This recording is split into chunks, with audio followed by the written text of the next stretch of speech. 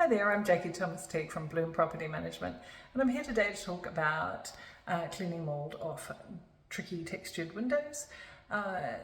Even in the best of houses that are well insulated, if there's single glazed glass, it's likely to be the place where condensation forms, and the condensation or moisture is a good medium for mould to grow.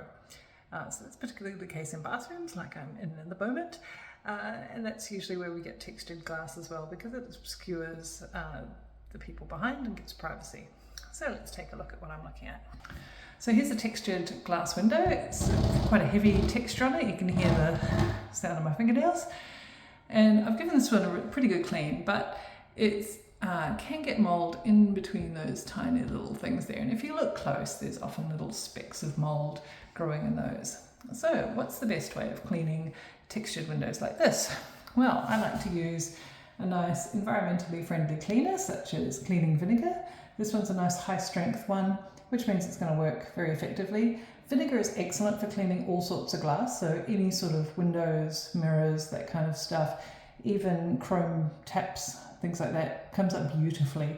Quick spray, rub it with a microfiber cloth like this, and yeah, they come up good as new. Now on textured windows like this, we'd want to spray it with the vinegar, give it a good spray everywhere, and then you might try and give it a wipe with a cloth. But with a really deep texture like this one has, the cloth isn't going to get down into those little valleys between the bits of glass. And that's where I use something like an old toothbrush or a dish brush to get into there. So if I use a toothbrush, it's going to take a long time. It'll definitely be very effective.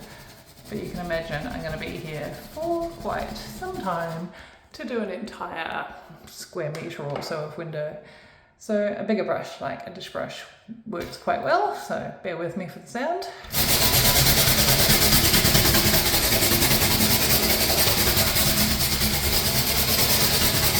And you can see it's a lot faster to get over that area.